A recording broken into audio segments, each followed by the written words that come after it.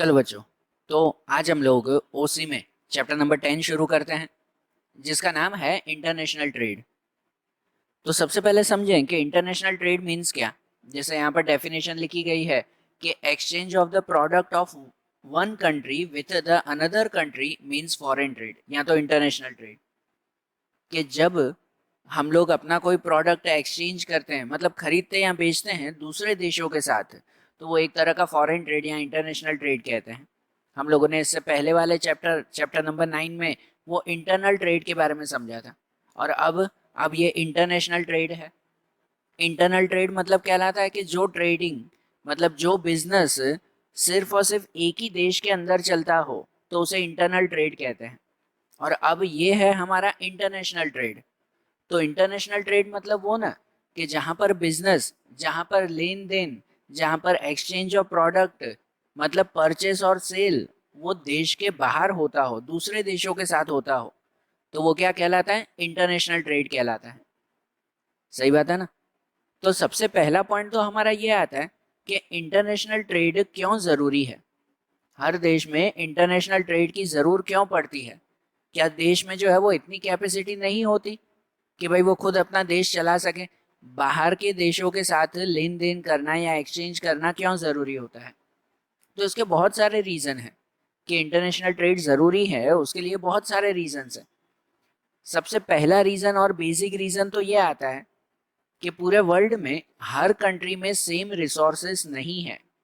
Natural resource हो या main made resource हो, सेम रिसोर्सेज हर देश के पास नहीं है। कोई देशों के पास रिसोर्सेज ज़्यादा हैं, तो कोई देशों के पास रिसोर्सेज कम हैं।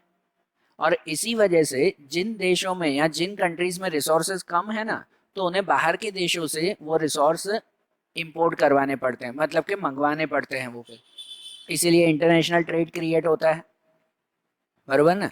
या जिन कंट्रीज के पास अगर रिसोर्सेज एक्स्ट्रा है जो वेस्ट हो रहे हैं, तो वो रिसोर्सेज दूसरे देशों में एक्सपोर्ट करते हैं, बाहर के देशों में भेजते हैं, कि जिससे दूसरे देशों का उसका हेल्प मिले। इसके लिए भी इंटरनेशनल ट्रेड ही एग्जिस्ट करता है ना, बरोबर ना। तो इंटरनेशनल ट्रेड सबसे पहले तो इसी के लिए कि अगर हर कंट्री में रिसोर्सेज कम हो या तो फिर रिसोर्सेज इक्वल ना हो, तो उन्हें दूसरे देशों की हेल्प लेनी पड़ती है। जैसे हमारे इंडिया का ही अगर एग्जांपल ले लो, तो क्या इंडिया में हर तरह के नेचुरल रिसोर्सेज मिलते हैं? हाँ है, बहुत अच्छे प्रोपोर्शन में नेचुरल रिसोर्स हैं। लेकिन उसमें भी कुछ नेचुरल रिसोर्सेज की कमी रह जाती है। या नेचुरल रिसोर्स हो तो उसके कंपैरिजन में मेन मेड रिसोर्सेज नहीं है। यहाँ की टेक्नोलॉजी इतनी अच्छी नहीं है, या पहले नहीं थी समझो। यहाँ पे मशीनरीज इतनी अच्छी नहीं है, और इसकी वजह से इन चीज़ों के लिए हमें दूसरे देशों पे डिपेंड होना पड़ता है। बाहर के देशों से हमें चीज़ें मंगवानी पड़ती है। इसके लिए इंटरनेशनल ट्रेड क्रिएट होता है ना।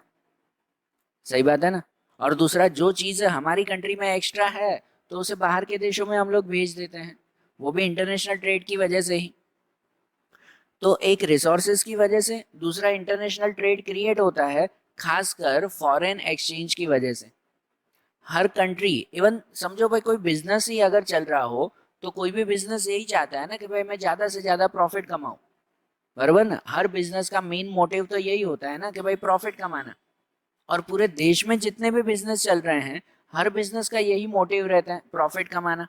और अगर हमारी कंट्री में वो प्रॉफिट कम मिलता हो, बाहर के देशों में अगर प्रॉफिट अच्छा खासा मिलता हो, तो हर बिजनेसमैन यही सोचेगा ना कि भाई मैं बाहर के देशों से अच्छा प्रॉफिट कमा लूं।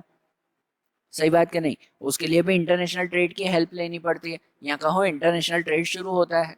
मेरा अगर कार बनाने का बिजनेस हो, और वो कार बनाने का बिजनेस अगर मैं अपने ही देश में चलाता हूँ, इंडिया में, तो मुझे इतनी इनकम नहीं होती।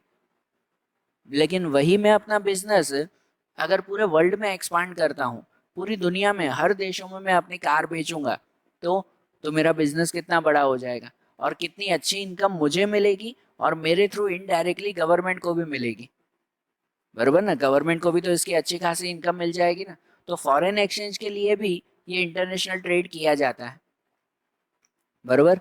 और दूसरा किस वजह से किया जाता है, वो हमारा नेक्स्ट पॉइंट उसके इम्पोर्टेंट से पता चलता है। ये मेन दो रीजन हमने समझे, कि एक तो रिसोर्सेज के लिए और दूसरा इनकम के लिए। इनके लिए मेनली इंटरनेशनल ट्रेड क्रिएट होता है या किया जाता है समझो। और दूसरे इंटरनेशनल ट्रेड के क्या क्या फायदे हैं, किस वजह से किया जाता है, वो हमारा नेक्स्ट पॉइंट समझे, जो है इंपॉर्टेंस ऑफ इंटरनेशनल ट्रेड। तो जिनकी इंपॉर्टेंस अगर समझें तो सबसे पहला पॉइंट आता है, वो आता है बेनिफिट्स ऑफ लेबर और एंड स्पेशलाइजेशन।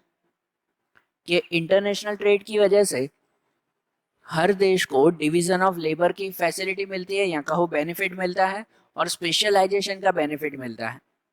बराबर। अब जैसे आप लोगों को ध्यान होगा ना कि कोई भी चीज का प्रोडक्शन करो तो उस प्रोडक्शन के लिए चार चीजें जरूरी होती है, जिन चार चीजों को हम लोग फैक्टर ऑफ प्रोडक्शन कहते हैं। याद है ना, ये पहले बहुत बार हमने पढ़ा है। चार चीजें जरूरी है जिसे हम लोग फैक्टर ऑफ प्रोडक्शन कहते हैं। कौन कौन सी चार चीजें? तो लैंड, लेबर, कैपिटल और एंटरप्रेन्योरशिप। तो ये चार चीजें जरूरी है। अब ये चारों चीजें, जैसे मैंने पहले भी बताया कि हर कंट्री में रिसोर्सेज सेम नहीं होते, इक्वल नहीं होते, इसी वजह से ये चारों चीजें हर देश में एक जितनी नहीं है।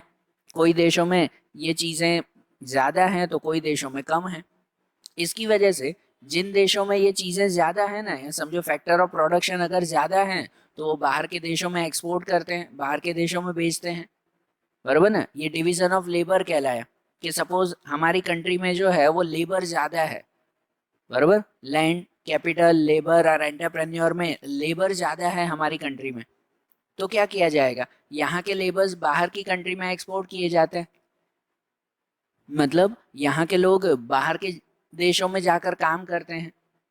बराबर। इसे एक तरह का डिवीजन ऑफ लेबर कहते हैं ना। और सिर्फ बाहर भेजना ही नहीं, अगर हमारी कंट्री में कोई चीज़ों की कमी हो तो बाहर से जो है वो चीज़ें मंगवाई भी जाती हैं। ये भी डिवीजन ऑफ लेबर या कहो स्पेशलाइजेशन का फायदा मिलता है। स्पेशलाइजेशन के कितने सारे एग्जाम्पल है। जैसे आप लोगों को ये ध्यान है कि अगर हॉस्पिटल में किसी का कोई इलाज हो रहा है, कोई पर्टिकुलर ऑपरेशन हो रहा है और वो बहुत बड़ा ऑपरेशन है, तो हमारे देश के जितने भी डॉक्टर्स हैं ना, वो डॉक्टर्स ये ऑपरेशन नहीं कर पाएंगे। तो क्या किया जाता है, उस स्पेशल ऑपरेशन के लिए बाहर की कंट्री से लोग मंगवाए जाते हैं। बराबर ना। बाहर के देश से कोई डॉक्टर मंगवाया जाता है। तो इसे डिवीजन ऑफ लेबर भी कहते हैं और साथ में स्पेशलाइजेशन भी कहते हैं। कि इससे हमें स्पेशलाइजेशन का फायदा हुआ, उसकी स्पेशल स्किल, उसकी स्पेशल टैलेंट उस डॉक्टर का वो हमारी कंट्री को भी मिला। सही बात है ना। तो इसके लिए इंटरनेशनल ट्रेड किया जाता है। और समझना, ट्रेडिंग जब होती है ना, एक ये बात बीच में बता रहा हूँ कि जब ट्रेडिंग होती है तो इसका मतलब ये नहीं कि खाली गुड्स ही जो है वो क्या कह सकते हैं एक्सचेंज होते हो, खाली सामान ही एक्सचेंज होता हो। नहीं, गुड्स के साथ साथ services, intellectual property, know how, ये सभी चीज़ें जो है वो एक्सचेंज होती है।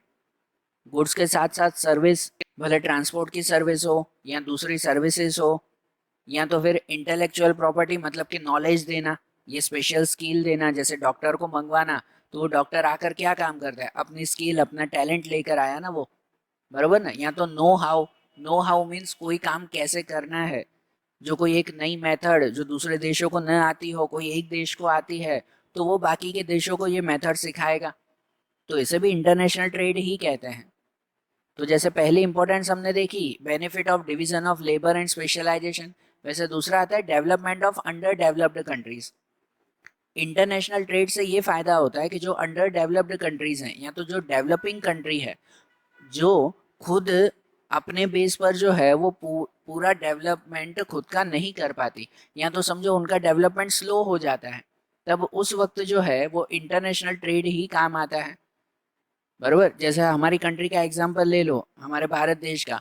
जब हमें आज़ादी मिली तब उस वक्त हमारा देश बहुत पीछे था, टेक्नोलॉजी में, सर्विसेज में या दूसरे अदर चीज़ों में, सब चीज़ों में जो है वो हमारा देश बहुत पीछे था। अब अगर हमारी कंट्री ये ठान लेती कि हमें अब कोई देशों पे डिपेंड नहीं रहना है, कोई देशों के साथ लेन देन नहीं करनी है, और सिर्फ अपने ही देश में भाई हम लोग जो भी काम करेंगे खुद ही काम करेंगे, भाई जो नई टेक्नोलॉजी बनानी है वो भी हम लोग खुद ही बनाएंगे।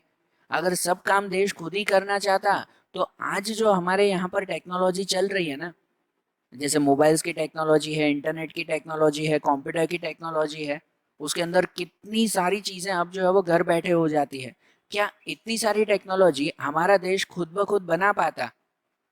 अगर वो ऐसे कहता कि भाई मुझे कोई देशों से हेल्प नहीं लेनी है, जो करेंगे खुद करेंगे, तो क्या हमारी कंट्री इतनी सारी चीज़ें खुद बना पाती?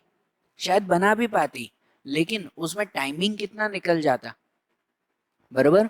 और इसकी वजह से ही इंटरनेशनल ट्रेड वो यूज़फुल होता है कि जो टेक्नोलॉजी हमारी कंट्री में नहीं बनी है तो हम बाहर के देशों से वो टेक्नोलॉजी डायरेक्टली इंपोर्ट कर सकते हैं, बराबर ना, कि जिसका सीधा बेनिफिट हमें मिल जाता है। जो चीज़ बाहर से सीधी मिल रही है उसे अगर हम लोग घर में मतलब हमारे देश में खुद बनाने जाएं तो उसमें कितना सारा टाइम और कितना सारा पैसा वेस्ट होगा फिर, बराबर। तो इसकी वजह से इंटरनेशनल ट्रेड की वजह से ही कहते हैं कि जो अंडर डेवलप्ड कंट्रीज हैं या तो जो डेवलपिंग कंट्रीज हैं उनका डेवलपमेंट काफ़ी जल्दी होगा फिर। उसके बाद number 3, maximum utilisation of resources. International trade की वजह से ही रिसोर्सेज का अच्छा खासा यूटिलाइजेशन हो जाता है कि हम इंटरनेशनल ट्रेड की मदद से बाहर के देशों से टेक्नोलॉजी मंगवाते हैं, मशीन्स मंगवाते हैं, स्पेशल लोग मंगवाते हैं, पीपल मंगवाते हैं, मतलब कि लेबर मंगवाते हैं कि जो हमारे कंट्री में आकर काम कर सके। और उसकी वजह से हमारे यहाँ के जो रिसोर्सेज है ना, उन रिसोर्सेज का मैक्सिमम यूटिलाइजेशन हो, ज़्यादा से ज़्यादा यूज़ कर पाए उन रिसोर्सेज का, बराबर ना। अब जैसे इनका भी एग्जांपल अगर हम आपको दें कि जैसे अगर हमारी कंट्री में ज़मीन में से बहुत अच्छे प्रोपोर्शन में आयरन मिलता है, लेकिन उन आयरन को यूज़ कैसे करना है, उनमें से दूसरे मटेरियल कैसे बनाने हैं, वो अगर हमें पता ही ना हो, तो उसके बारे में नॉलेज ना हो, उसके रिलेटेड मशीन्स ना हो, कुछ भी ना हो, तो क्या उस आयरन का हम लोग प्रॉपर यूज़ कर पाएंगे? नहीं ना, वो आयरन उल्टा वेस्ट हो जाएगा, कहते हैं ना वो रिसोर्स वेस्ट हो जाएगा। और इसके बदले में अगर हम बाहर के देश से हेल्प लें, उनसे पूछें कि भाई बताओ ये चीज़ कैसे करनी है या किस तरह से कंप्लीट करनी है हमें, तो उस आयरन का या कहो उस रिसोर्सेज का मैक्सिमम और अच्छा खासा यूज़ हो पाएगा कि नहीं। तो इसलिए रिसोर्सेज का मैक्सिमम यूज़ करने के लिए भी इंटरनेशनल ट्रेड ज़रूरी है, या तो फिर development of auxiliary services. International trade की वजह से ही हर कंट्री में ऑक्सिलरी सर्विसेज जल्दी से डेवलप होती है। ऑक्सिलरी सर्विसेज मीन्स कि ऐसी सर्विस जो कॉमर्स मतलब समझो बिजनेस और उसके रिलेटेड हो, जो बिजनेस के ग्रोथ में हेल्प करती हो, उसे ऑक्सिलरी सर्विस या तो कॉमर्स रिलेटेड सर्विस कहते हैं। जैसे कि बैंकिंग सर्विस, इंश्योरेंस, गोडाउन की वेयर हाउस की सर्विस, कम्युनिकेशन की सर्विस, एजेंसी की सर्विस, ये सब सर्विसेज आती हैं जो बिजनेस की ग्रोथ के लिए ज़रूरी होती है, उन्हें ऑक्सिलरी सर्विसेज कहते हैं। और इंटरनेशनल ट्रेड की वजह से ऐसी सर्विस का भी डेवलपमेंट होता है और उनकी वजह से इंपोर्ट और एक्सपोर्ट इजीली हो पाता है फिर, बराबर। और उसके बाद आता है टू मेंटेन प्राइस स्टेबिलिटी। पता है इंटरनेशनल ट्रेडिंग की वजह से ही हर प्रोडक्ट का प्राइस मेंटेन रहता है, एकदम ज़्यादा बढ़ नहीं जाता। जनरली प्राइस राइज किस वजह से होता है? जनरल रीज़न ये है कि जब कोई प्रोडक्ट की डिमांड ज़्यादा हो और उसके सामने उसका सप्लाई ना हो, डिमांड ज़्यादा हो लेकिन सप्लाई कम हो, तो उसकी वजह से प्राइस राइज होता है। लेकिन इंटरनेशनल ट्रेडिंग की वजह से जितनी डिमांड है ना पूरे वर्ल्ड में कोई भी प्रोडक्ट की, उतना ही प्रोडक्शन भी हो जाता है और उतना ही सप्लाई भी मिल जाता है। और इसकी वजह से जो है वो प्राइस मेंटेन रहता है। कि जैसे सपोज कोई पर्टिकुलर मोबाइल है, एक जस्ट मोबाइल का एग्जांपल, कोई पर्टिकुलर मोबाइल है जो हर किसी को चाहिए, मोबाइल हर किसी को चाहिए यहाँ पर, बराबर। अगर डिमांड उस मोबाइल की बहुत ज़्यादा है लेकिन उसका उतना सप्लाई ना मिलता हो, मतलब इतना प्रोडक्शन ही ना होता हो, तो फिर क्या होगा? तो जितना प्रोडक्शन होगा उसका प्राइस बढ़ाया जाएगा ना, क्योंकि डिमांड ज़्यादा है और सप्लाई कम है। लेकिन अगर हमारी कंट्री में उतना सप्लाई नहीं हो पाता ना, उतना प्रोडक्शन अगर नहीं हो पाता है, तो हम क्या करते हैं? दूसरे देशों से उतना मंगवाते हैं। अब आप खुद सोचो, हमारे इंडिया में जो है वो पॉपुलेशन कितनी है? हमारे इंडिया की पॉपुलेशन कुछ 125 करोड़ से भी ज़्यादा है, सही बात है ना। हर पर्सन को मोबाइल चाहिए, जितने भी लोग देश में रहते हैं हर किसी को मोबाइल चाहिए। तो क्या 125 करोड़ मोबाइल हमारी कंट्री में तैयार हो पाते हैं? नहीं हो पाते ना। तो इसी वजह से क्या करना पड़ता है कि इस डिमांड को पूरा करने के लिए बाहर के देशों से मोबाइल मंगवाने पड़ते हैं, बराबर ना। हमारी कंट्री में कितनी सारी मोबाइल कंपनियां बाहर के देश की है कि नहीं? और इनकी वजह से ही हमारी कंट्री में जो मोबाइल की डिमांड है ना वो पूरी हो पाती है और मोबाइल की प्राइस एकदम ज़्यादा बढ़ नहीं जाती वो, ठीक है। और ये तो जस्ट मोबाइल का एग्जाम्पल हुआ। बाकी हर एक चीज में भी प्राइस स्टेबिलिटी के लिए इंटरनेशनल ट्रेड हेल्प करता है। दूसरा, high standard of living. International trading से है ना कंपटीशन बहुत ज़्यादा होती है। अगर कोई भी प्रोडक्ट तैयार होता है तो उसकी कंपटीशन खाली एक देश के साथ नहीं, सभी देशों के साथ होती है, बराबर ना। कंपटीशन बहुत ज़्यादा है उसमें, और इसकी वजह से, कंपटीशन ज़्यादा होने की वजह से, हर एक प्रोड्यूसर, हर एक बिजनेसमैन वो इंटरनेशनल ट्रेड में टिके रहने के लिए अपने प्रोडक्ट की क्वालिटी बढ़ाता है। सही बात कि नहीं? अच्छी क्वालिटी की चीज़ें बनाता है, क्योंकि हर बिजनेसमैन को पता है कि अगर उसने खराब क्वालिटी की चीज़ें बनाई तो पूरी दुनिया में उसकी चीज़ें कोई भी नहीं खरीदेगा। तो उसे अच्छी क्वालिटी की चीज़ें बनानी ही पड़ेगी, और वो भी कैसे? कम प्राइस में। प्राइस भी ज़्यादा हुआ तो भी कोई नहीं खरीदेगा। सही बात है ना? तो कम प्राइस में अच्छी क्वालिटी की चीज़ें जो बिजनेसमैन है, जो प्रोड्यूसर है, वो बनाने लगे, और उसका फ़ायदा जो है वो हर एक कंज्यूमर को, हर एक कस्टमर को हुआ, कि हर कस्टमर को कम प्राइस में अच्छी खासी चीज़ें मिलने लगी, कम प्राइस में अच्छी क्वालिटी की चीज़ें मिलने लगी। और लो प्राइस में अच्छी क्वालिटी मिले तो धीरे धीरे उन लोगों का स्टैंडर्ड ऑफ लिविंग इंक्रीज होता गया, बराबर ना। स्टैंडर्ड ऑफ लिविंग इंक्रीज होता गया ना, इम्प्रूव होता गया, तो मतलब समझो इंटरनेशनल ट्रेड की वजह से ही लोगों का लिविंग स्टैंडर्ड भी अच्छा होने लगा। दूसरा दूसरा बेनिफिट ये कहते हैं कि exchange of culture, fashion and knowledge. कि इंटरनेशनल ट्रेड की वजह से ही अलग अलग देशों का कल्चर, अलग अलग देशों का फैशन और अलग अलग नॉलेज वो एक दूसरे के पास पहुंचती है। सही बात है ना? कल्चर, फैशन, नॉलेज, ये आज पूरे वर्ल्ड में समझो एक जैसे हो चुके हैं। कोई एक देश में अगर कोई अच्छा कल्चर हो तो उसे पूरी दुनिया अपनाती है अब। कोई एक कंट्री का अगर कोई अच्छा फैशन हो तो उसे भी पूरी दुनिया अपनाती है। सही बात है ना? और नॉलेज का तो कोई लिमिट नहीं है। कहीं से कोई भी नॉलेज मिले, कोई भी कंट्री से, तो वो नॉलेज हर देश में पहुंचता है ना, बरोबर ना। तो ये भी तो इंटरनेशनल ट्रेड की वजह से ही पॉसिबल है ना। दूसरा, हेल्पफुल इन कैलेमिटीज।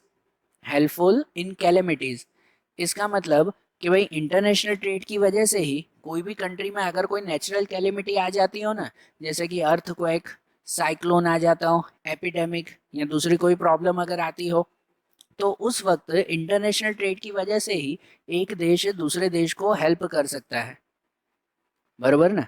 और इनकी वजह से हर एक कंट्री में क्या कह सकते हैं, अच्छा रिलेशन होता है उनमें। और इस अच्छे रिलेशन की वजह से कोई भी कंट्री में कभी भी कोई भी तरह की प्रॉब्लम हो तो बाकी सब सपोर्ट के लिए रहते हैं ना।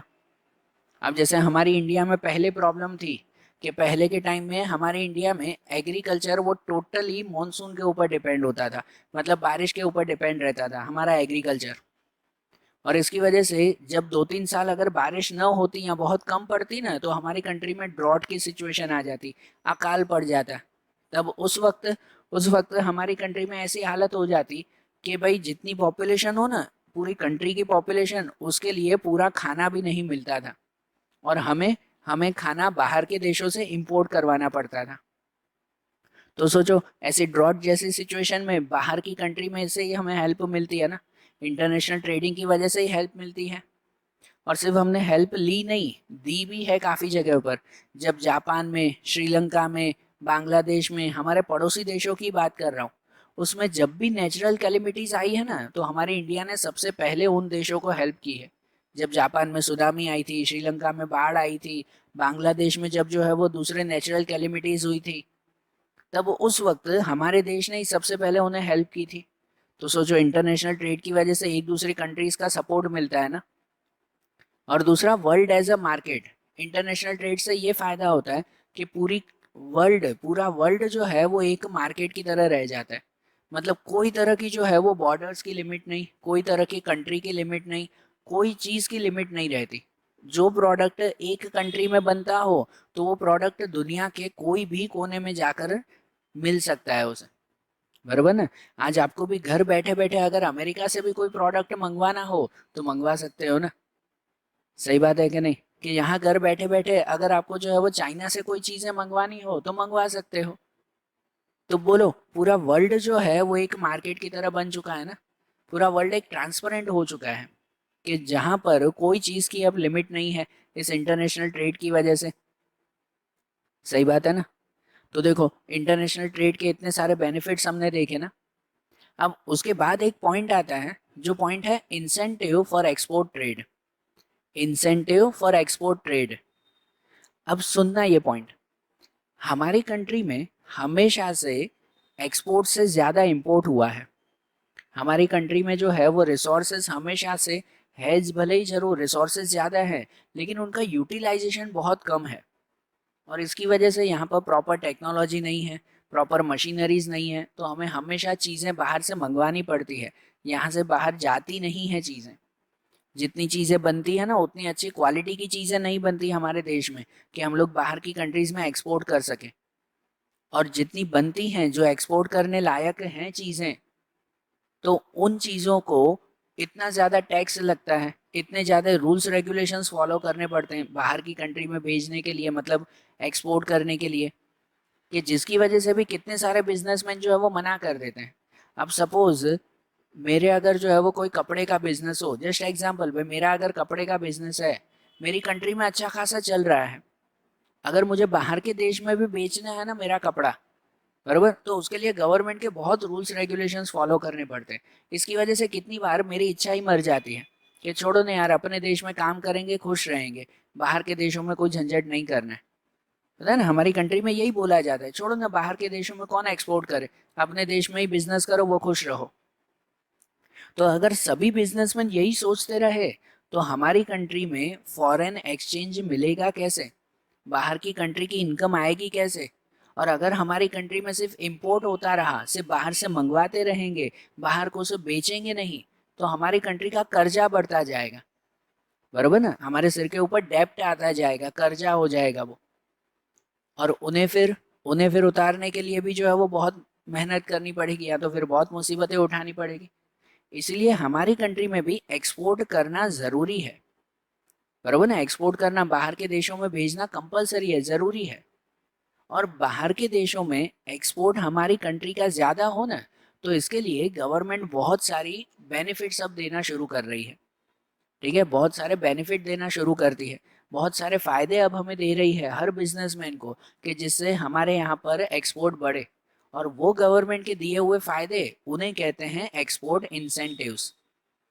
जो नाम लिखा हुआ है ना, एक्सपोर्ट इंसेंटिव्स, तो वो एक्सपोर्ट इंसेंटिव्स यही कहलाते हैं कि गवर्नमेंट की तरफ से एक्सपोर्ट बढ़ाने के लिए मिलने वाले फ़ायदे। अब जैसे एक एग्जांपल फिर से दूं कि वही, अगर मेरी कपड़े की दुकान है, बराबर, यहाँ बिजनेस चल रहा है अच्छा खासा, काफ़ी बड़ा बिजनेस चल रहा है कपड़े का, और मुझे बाहर के देशों में भी अगर कपड़ा बेचना है, तो अब गवर्नमेंट मुझे फ़ायदा देना शुरू कर रही है। गवर्नमेंट अब सामने से कहती है कि आप बाहर के देशों में जो है वो चीज़ें बेचो, तो उसकी वजह से हम आपको ये फ़ायदा देंगे, हम आपका टैक्स फ्री कर देंगे, या दूसरा बेनिफिट देंगे। ऐसे बहुत सारे बेनिफिट अब गवर्नमेंट देना शुरू कर रही है हमें। तो जिसकी वजह से हमें भी अब एनकरेजमेंट मिलता है ना, हमें भी एक तरह का मोटिवेशन मिलता है कि नहीं ठीक है, हम भी जो है वो बाहर के देश में ये चीज़ें बेचेंगे। सही बात है ना। और अगर कोई भी प्रोडक्ट बाहर की कंट्री में जाता है ना, तो समझो उसकी क्वालिटी और भी अच्छी होती जाती है। सही बात है ना, कि अगर मैं कपड़ा अब बाहर के देशों में बेच रहा हूँ, मेरे देश के साथ साथ बाहर की कंट्री में भी अगर बेच रहा हूँ, तो मैं उसकी क्वालिटी थोड़ी बढ़ाऊंगा ना, कि जिससे बाहर के देश के लोग मेरा कपड़ा खरीद सकें, बरोबर। तो क्वालिटी का भी फायदा, गवर्नमेंट की तरफ से भी बेनिफिट मिलता है, और एक्सपोर्ट भी हो जाता है, हर तरह से फायदा हो जाता है। तो ऐसे गवर्नमेंट कौन कौन से बेनिफिट्स देती है, वो यहाँ पे कुछ बेनिफिट्स लिखे हुए हैं, कि जैसे कि सबसे पहला बेनिफिट आता है, वो आता है ट्रेड एग्रीमेंट। ट्रेड एग्रीमेंट कि गवर्नमेंट अब जो है वो हर बिजनेसमैन को दूसरे देशों के साथ एक तरह का एग्रीमेंट बना के देती है। पता है, हर कंट्री को जो है, या कोई भी बिजनेसमैन, चलो बिजनेसमैन को जो है, तो सबसे पहला पॉइंट यही रहता है कि यार चलो मैं बाहर के देशों में भेजूंगा, चलो मैं एक्सपोर्ट करूंगा, लेकिन वो एक्सपोर्ट कब तक, अगर एक ही बार एक्सपोर्ट करूँ, इतना बड़ा जो है वो झंझट करूँ, तो फायदा क्या।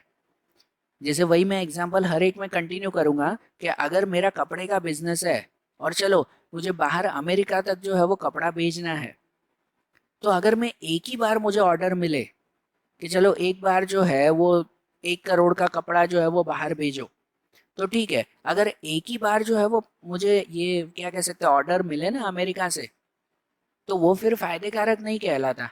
कि अगर एक बार मुझे बाहर अमेरिका में ये कपड़ा भेजना है, तो उसके लिए मैं गवर्नमेंट से लाइसेंस लूँगा, रूल्स रेगुलेशंस फॉलो करूँगा, अमेरिका तक भेजने के ट्रांसपोर्ट के खर्चे उठाऊँगा, बहुत सारी ताम झाम करनी पड़ती है। चलो वो सब करूँगा, लेकिन बस एक ही बार, उसके बाद दूसरी बार कभी ऑर्डर ही नहीं मिला, तो फिर तो कोई भी बिजनेसमैन की इच्छा होगी बाहर के देश में प्रोडक्ट बेचने की? नहीं। लेकिन अगर ये हो कि अमेरिका के साथ मेरा एग्रीमेंट बन जाता हो कि भाई अगले 5 सालों तक अमेरिका का कोई बिजनेसमैन वो सिर्फ और सिर्फ मुझसे कपड़े लेगा, तो 5 सालों तक, तो बताओ अगर ऐसा एग्रीमेंट बन जाता हो तो वो मेरे लिए बेनिफिशियल ना? तो फिर मैं सब तामझाम, सब जो है वो मुसीबतें उठाने के लिए तैयार हूँ कि चलो 5 साल तक मेरा बिजनेस तो चलता ही रहेगा, बरोबर। और ऐसे एग्रीमेंट अब गवर्नमेंट बना के देती है। अब गवर्नमेंट मीडिएटर की तरह काम करती है, बीच में पर्सन की तरह काम करती है, और सपोज इंडिया का अमेरिका से, इंडिया का यूरोप से, इंडिया का चाइना से या दूसरे देशों से एग्रीमेंट बना के देती है। एज अ बिजनेसमैन अगर मैं काम कर रहा हूँ तो गवर्नमेंट मेरे बिजनेस का दूसरे देश के बिजनेस के साथ एग्रीमेंट बना के देगी कि चलो दूसरे देशों में जो है वो इतने सालों तक वो यहाँ इंडिया से ही कपड़ा आता रहेगा, बराबर। तो इसकी वजह से जो है वो हर बिजनेसमैन अब सोचता है कि चलो गवर्नमेंट एग्रीमेंट बना के दे रही है तो अब हम लोग भी एक्सपोर्ट करेंगे। सही बात ना? या दूसरा बेनिफिट देते हैं, वो आता है financial and economic encouragement reward. Financial and economic encouragement, financial मतलब मनी रिलेटेड हेल्प करती है, डायरेक्ट या इनडायरेक्ट तरीके से गवर्नमेंट अब पैसों की हेल्प करती है अगर मैं बाहर एक्सपोर्ट ज़्यादा करता हूँ तो। जैसे कि गवर्नमेंट कुछ डायरेक्ट रिवॉर्ड देती है कि भाई अगर गवर्नमेंट हमें ये रिवॉर्ड देती है कि अगर मैंने 1 करोड़ का सामान बाहर के देशों में बेचा ना, तो गवर्नमेंट उसके 10% मतलब 10 लाख रुपए का इनाम मुझे देगी। तो सोचो 10 लाख का बैठे बैठे फायदा हो जाता है, एक्सपोर्ट भी करो उसका भी प्रॉफिट मिलेगा और साथ में गवर्नमेंट की तरफ से भी। यहाँ एक्सपोर्ट बढ़ाने के लिए गवर्नमेंट कितनी बार जो है वो सेल्स टैक्स या एक्साइज ड्यूटीज या दूसरे जो टैक्सेस आते हैं वो टैक्सेस हमारे ऊपर माफ़ कर देती है कि अगर आप एक्सपोर्ट करोगे तो उसके कोई भी तरह के टैक्सेस नहीं लगेंगे, बराबर ना। इम्पोर्ट टैक्स होते हैं या इनकम टैक्स होते हैं, एक्सपोर्ट टैक्सेस होते हैं, ये सब टैक्सेस गवर्नमेंट माफ़ कर देती है। या कितनी बार कि अगर मुझे बाहर के देशों में भेजना है सामान तो उसके लिए जो प्रोडक्शन करना पड़ेगा ना, तो उसमें कितने सारे रॉ मटेरियल वो सरकार प्रोवाइड करती है कि चलो रॉ मटेरियल हम प्रोवाइड करेंगे, आप खाली बनाकर बाहर भेजो। या दूसरे इक्विपमेंट्स, इवन इलेक्ट्रिसिटी, रेंट, ये सब सरकार फ्री करवा देती है कि अगर आप हर साल एक्सपोर्ट करोगे ना, सरकार ऐसी स्कीम देती है कि सपोज मेरा बिजनेस चल रहा है वही कपड़े का, तो सरकार ने मुझे स्कीम दी थी कि अगर मैं हर साल 50 लाख का जो है वो सामान बाहर एक्सपोर्ट करूंगा ना, तो सरकार मेरी इलेक्ट्रिसिटी बिल माफ कर देगी, पूरे साल का इलेक्ट्रिसिटी फ्री। तो सोचो कोई बिजनेस का इलेक्ट्रिसिटी बिल कितना ज़्यादा आता है, तो सरकार ने ये एक तरह की स्कीम दे दी ना मुझे कि अगर मैं 50 लाख का सामान एक्सपोर्ट करूंगा तो सरकार मेरा इलेक्ट्रिसिटी फी फ्री करवा देगी। तो इस बहाने सोचो मैं एक्सपोर्ट करने की ट्राई तो करूंगा ना। सही बात ना? ये सब है ना, एक्सपोर्ट बढ़ाने के अलग अलग तरीके हैं। समझो सरकार ये फैसिलिटी, ये स्कीम दे रही है, तरीके अपनाती है कि जिससे हर बिजनेसमैन एक्सपोर्ट करे। और अगर हर बिजनेसमैन एक्सपोर्ट करेगा तो उसका इनडायरेक्टली फायदा गवर्नमेंट को ही मिलेगा ना फिर, बराबर ना। हमारी कंट्री का नाम भी तो बढ़ेगा ना उससे। तो इसीलिए जैसे नंबर 3 आता है collective and systematic economic encouragement, कि ये भी एक तरह का इकोनॉमिक इनकरेजमेंट है, मतलब मनी रिलेटेड ही बेनिफिट देते हैं। कि जैसे गवर्नमेंट जो है वो ये कलेक्टिव एंड सिस्टमेटिक एनकरेजमेंट में ये आता है कि अगर किसी को कोई नया बिजनेस शुरू करना है, एक्सपोर्ट का बिजनेस, तो सरकार उन्हें ज़मीन खरीद कर देती है। ज़मीन सरकार की तरफ से फ्री में। आप सोचो इतनी बड़ी फैक्ट्री बनाने के लिए ज़मीन चाहिए होती है, वो सरकार फ्री में या एकदम लो प्राइस में बिजनेसमैन को देती है कि चलो ज़मीन हमारी, उसके ऊपर आप फैक्ट्री बनाकर और एक्सपोर्ट करना। अगर एक्सपोर्ट के लिए शुरू करना हो तो ही सरकार ऐसा फ़ायदा देती है, हाँ। या तो कितनी बार फैक्ट्री बनाने में भी खुद वो बेनिफिट देती हैं, या जो है वो हेल्प करती है कि चलो फैक्ट्री का भी कुछ खर्चा हमारी तरफ से, बराबर। या तो उसके ऊपर जैसे पहले भी बताया कि टैक्सेस फ्री करवा देते हैं, रेंट फ्री हो जाता है कि सरकार अपनी ज़मीन देती है कि आप फैक्ट्री बनाओ, इसके ऊपर कोई रेंट भी मत देना हमें, ज़मीन का भाड़ा तो देना पड़ता है ना, सरकार वो भी फ्री करवा देती है। तो इतने सारे बेनिफिट गवर्नमेंट देती है कि जिससे हर बिजनेसमैन एनकरेज होकर एक्सपोर्ट इंक्रीज करे। दूसरा फाइनेंशियल फैसिलिटीज या सर्विसेज, बराबर। जिनमें कौन कौन से फाइनेंशियल सर्विसेज देते हैं, दूसरी कौन सी सर्विस सरकार देती है, तो गवर्नमेंट वो बिजनेसमैन को हेल्प करती है कि उसकी बिलिंग अमाउंट सेम डे पर मिल जाए। अब जैसे मैं यहाँ से अमेरिका सामान भेज रहा हूँ, तो अमेरिका सामान पहुँचेगा, उसे शायद 3-4 दिन लगेंगे। उसके बाद वहाँ पे वो सामान चेक होगा, उसके बाद फिर जो है वो उसके पैसे आएंगे। बराबर, यहाँ से सामान अमेरिका पहुँचेगा तो वो बिजनेसमैन मुझे पैसे देगा ना, बराबर ना। और वो सामान छोटा मोटा नहीं होता, करोड़ों का सामान होता है। अमेरिका भेजना है तो कोई 100-200 की चीज़ें थोड़ी भेजूंगा मैं, बराबर ना। करोड़ों का सामान जाएगा, लाखों का सामान जाएगा, और उसके पैसे वापस मिलने में शायद जो है वो हफ्ता, 10 दिन, 15 दिन या शायद महीना भी लगे। तो इतने टाइम तक मेरे पैसे वहां पे तो अटके रहेंगे ना। जैसे मैंने अमेरिका सामान भेजा है 1 करोड़ का, तो 1 करोड़ मुझे मिलेंगे 1 महीने बाद। तो सोचो 1 महीने तक तो मेरा 1 करोड़ रुपया अटका हुआ है ना। तब उस वक्त गवर्नमेंट ऐसी फैसिलिटी देती है कि आप सामान भेजो, आपको सेम डे पर पैसे मिल जाएंगे। मतलब मैंने आज एक्सपोर्ट किया, कल मुझे 1 करोड़ मिल जाएंगे, लेकिन किसकी तरफ से? गवर्नमेंट की तरफ से। और फिर गवर्नमेंट, वो अमेरिका वाला जो बिजनेसमैन होगा, उससे 1 महीने बाद गवर्नमेंट पैसे ले लेगी। तो सोचो, मुझे तो ऑन द स्पॉट पैसे मिल जाएंगे ना, तो मेरे लिए तो बेनिफिट ना, कि अगर मैं एक्सपोर्ट कर रहा हूँ मुझे दूसरे दिन पे ही पैसे मिल जाते हैं।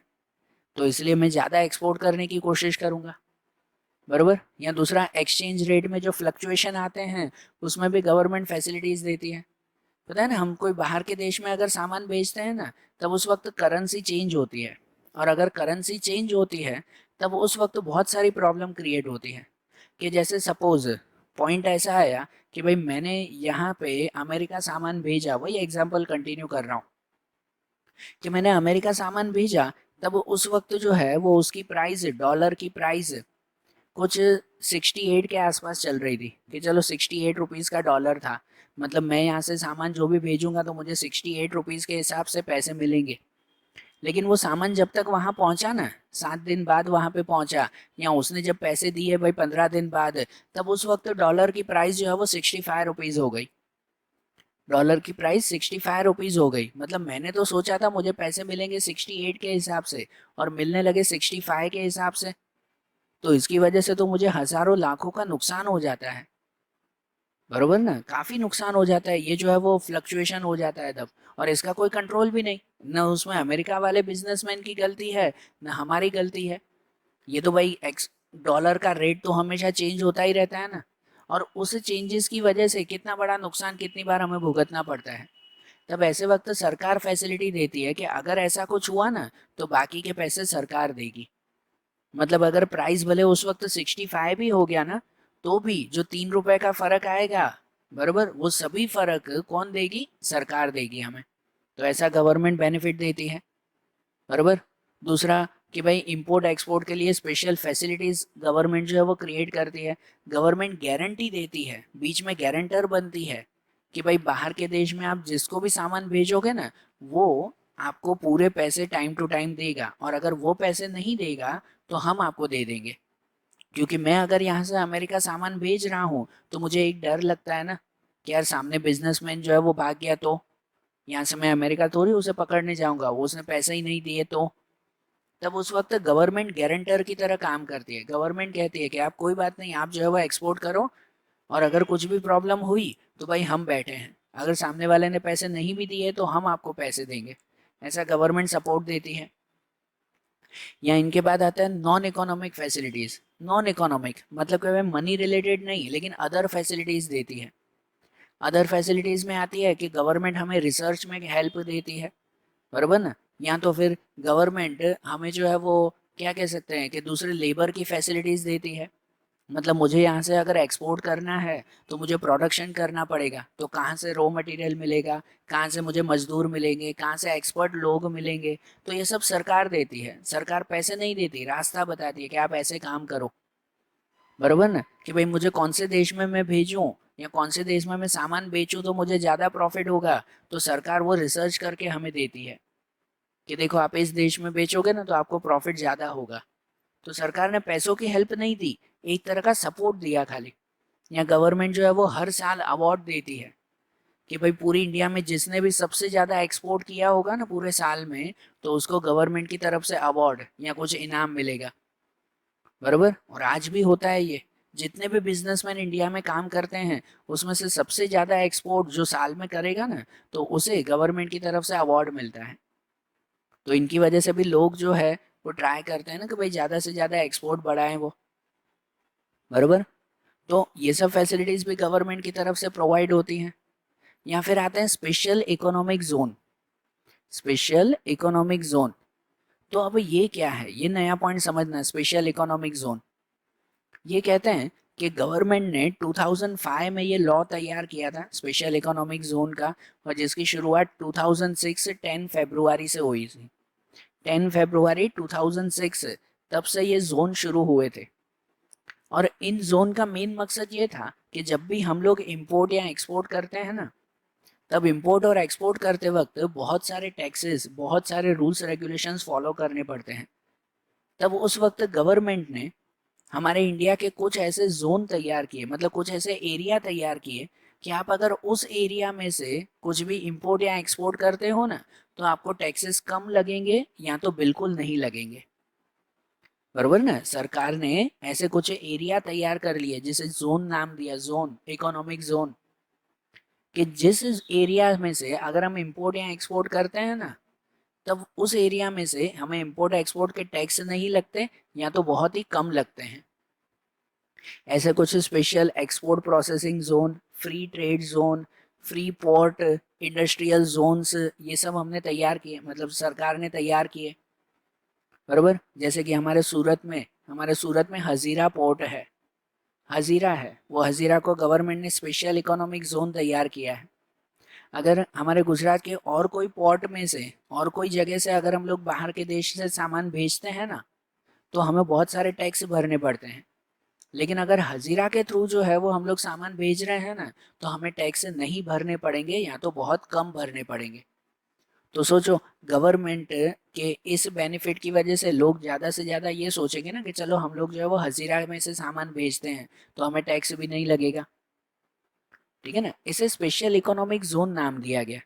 और इन स्पेशल इकोनॉमिक जोन में से दूसरा आता है ना एक्सपोर्ट प्रोसेसिंग जोन। तो ऐसे कौन कौन से एक्सपोर्ट प्रोसेसिंग जोन है कि जहां से अगर आप लोग एक्सपोर्ट करो तो वहां पे आपको टैक्स नहीं लगता है, या तो फ्री ट्रेड जोन्स उन्हें कहते हैं।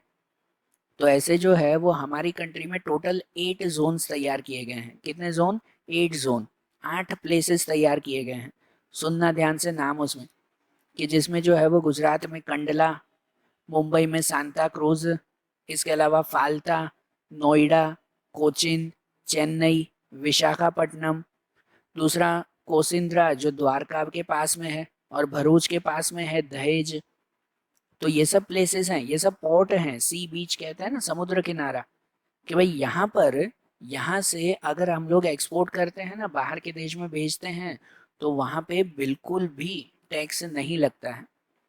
बरोबर। और इनके अलावा जैसे मैंने ये आपको हजीरा का एग्जांपल दिया, दूसरा एग्जांपल दिए, तो ऐसे भी स्पेशल फैसिलिटीज वाले जो है वो जोन तैयार किए गए हैं। कितनी जगह पर यहाँ पर ट्रांसपोर्ट का खर्चा फ्री होता है, कितने ऐसे प्लेसेस होते हैं जहाँ पे इलेक्ट्रिसिटी का खर्चा फ्री होता है, कि भाई ऐसी प्लेसेस से आप कुछ भी एक्सपोर्ट करोगे तो वहाँ पे इलेक्ट्रिसिटी का भाड़ा नहीं भरना पड़ेगा। या कितने प्लेसेस पर गोडाउन फ्री रखते हैं, हम बाहर के देश से मंगवाते हैं या भेजते हैं तो बीच में गोडाउन तो चाहिए ना, कि जहाँ पर सामान रखा जा सके। तो गवर्नमेंट ऐसे गोडाउन की फैसिलिटीज भी ऐसे प्लेसेस पर फ्री देती है। बरोबर। तो देखो, ये जो हमने 7 पॉइंट पढ़े ना, ये सब एक्सपोर्ट इंसेंटिव्स कहलाते हैं। ये सभी चीजें गवर्नमेंट की तरफ से दी हुई फैसिलिटीज हैं। बरोबर। या समझो गवर्नमेंट की तरफ से दी हुई अलग अलग तरह की स्कीम है, कि जिनका मेन मकसद यही है कि हमारी कंट्री में से एक्सपोर्ट बढ़े। बरोबर। तो देखो, आज जैसे हमने ये पॉइंट पढ़ा ना, इंटरनेशनल ट्रेडिंग के बारे में समझा, ये एक्सपोर्ट इंसेंटिव्स हमने समझे। अब इसके आगे के जो टॉपिक्स हैं, आगे के पॉइंट्स हैं, वो अब हम लोग अगले वीडियोस में देखेंगे। Okay, thank you.